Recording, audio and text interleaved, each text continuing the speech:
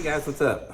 Welcome back here to today's edition of Intuitive Angling, and man, I really appreciate you guys coming by the channel to check the video out. You guys are going to be glad you saw this one because we're going to be talking about old school jig and pork frog fishing. With the pork frog, real pork, not plastic here. This is something I've been using forever, and since they've been making a comeback the last 2 or 3 years. There's a couple different manufacturers that have started making pork frogs again, and they got some really good colors, really good styles. So in today's video, we're going to be talking about when you want to use a pork frog over like a traditional trailer on a jig or a spinnerbait or a buzzbait, because pork frogs are really good on a spinnerbait or a buzzbait or something like that, as well as a jig.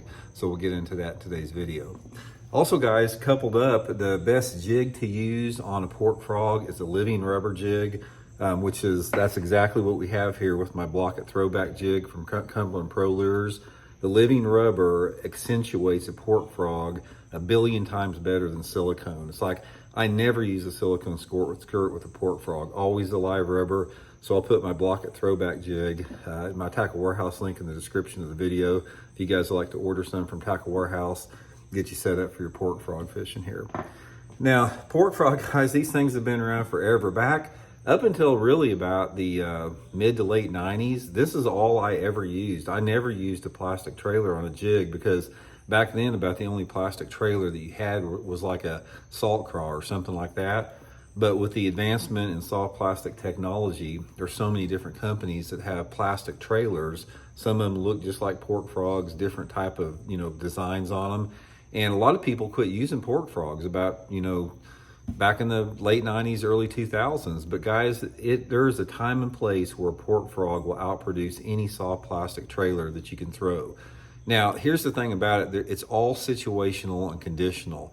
I have got thousands of hours fishing with a jig and pork frog. So I know the conditions it works in. I know the situations that the pork frog will excel in plastic. So that's really what I want to talk about in today's video.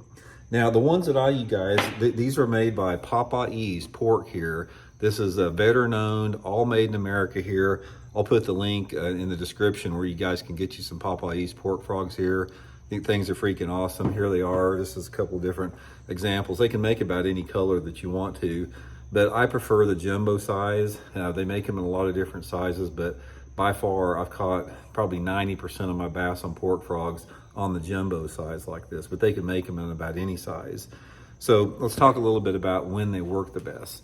Now, one of the advantages and disadvantages of a pork frog is they have some color limitations. It's not really like a soft plastic because you can't get like green pumpkin with flake and different tints and hues. You're pretty much relegated to solid colors like the blues, the blacks, chartreuses, yellows, greens, that type of stuff, solid different colors. So based upon the conditions that you're fishing, the different colors are going to work better than anything else. And most of the time, I like to match my pork frog color up to the jig color I'm using, because this is probably my favorite setup here, just the black and blue Blaukat throwback jig with the blue Popeyes pork frog on it. You can see how really nice that look, how it matches it. Or anytime I'm using some type of a green pumpkin with a chartreuse, I like the chartreuse frog on there.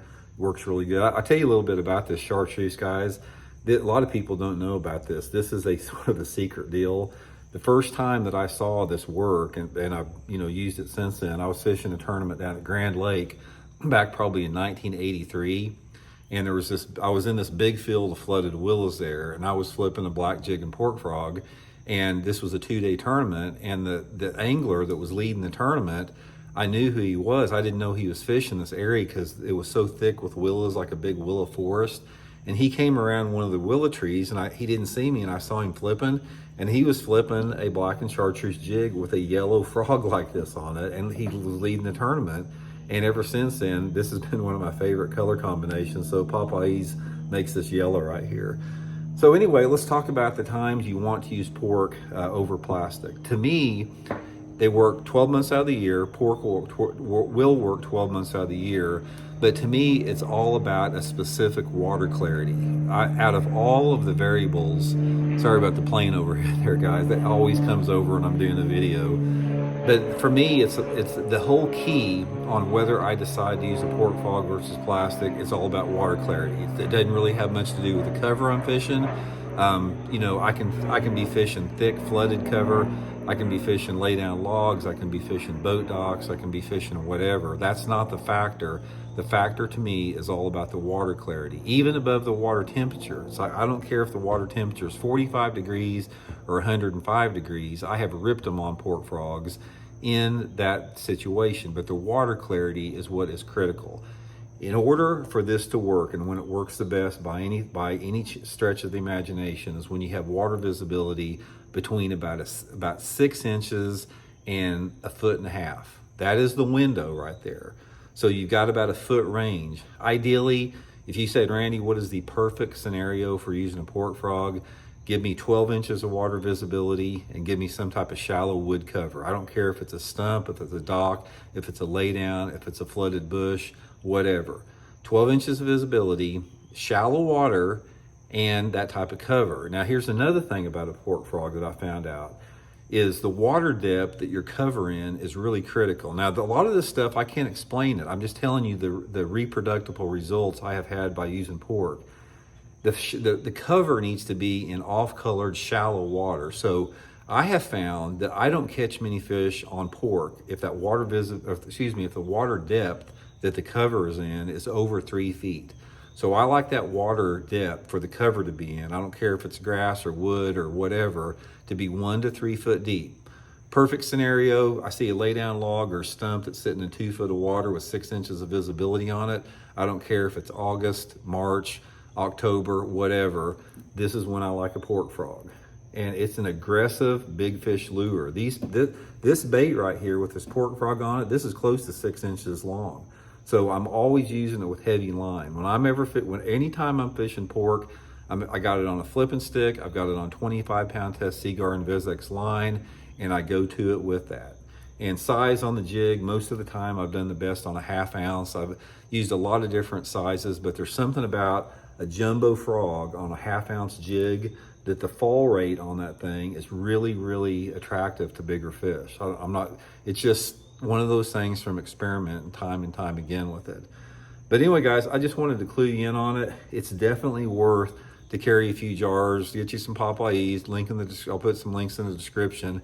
Get you a few jars, get you some blue, get you some chartreuse there, or some yellow, maybe get you some brown and green, and just match it up with your jig most of the time. Like I said, one of the big difference on the pork here is I like to have my pork the same color of at least the accent or the main color with it. And big fish lure, guys, that's the thing about it. And here's another thing you'll find out about pork. If you, say for example, you go fishing and the first day you're out there fishing, tournament or whatever, the pork will always catch the biggest, most aggressive fish in the area. Let's say, for example, first day I've got this long stretch of lay down trees and stumps or docks I'm fishing. The first pass that I make on it is going to be with the big jig with the big pork on it, and I'm going to catch the biggest and the most aggressive fish on there. Now the next day, or if I make 2 or 3 passes down it, I may have to switch up. I may have to go to a creature bait or Texas rig worm or something like that. But I always try to get them on a jig and pork. If you can get these fish to bite a jig and pork, you're going to catch a pound to 2 pound average bigger fish than about any other lure that you can catch out there. And when they hit pork, guys, they hit it harder. There's something about the meatiness of a pork and the scent of it. That's the advantage to it. It's like, here's another thing you got to consider. Let's say this jig's on the bottom, right? Now, when that jig hits the bottom, those bass will go down there and they'll nose up on it. They'll study it from different angles. Sometimes they even touch it with their mouth shut. And the fact that this is pork, it's real meat, their olfactory senses can pick that up. It's almost like live bait to an extent to them. It's something that's real. It's actually real meat. So that is what triggers the strike, especially from those bigger, wiser fish, than if they nose up on a piece of plastic and it smells like a bunch of petrochemicals. So try them out, guys. If you get in the situation I talked about, get you some pork on there, get confidence in it. And I've won hundreds and hundreds of $1,000s on jigs and pork frog. First tournament I ever won was on, first Bassmaster tournament I ever won was on jig and pork. So just wanted to pass that along with you guys. Like I said, put the Popeyes link in the description there. if you guys want to check him out. He just, you know, he just has them in a few stores across the country. It's not like he's got them everywhere. They're not even in Tackle Warehouse, but you can get them through the link I put in the description there. So anyway, I hope it helps you guys out. We'll talk later.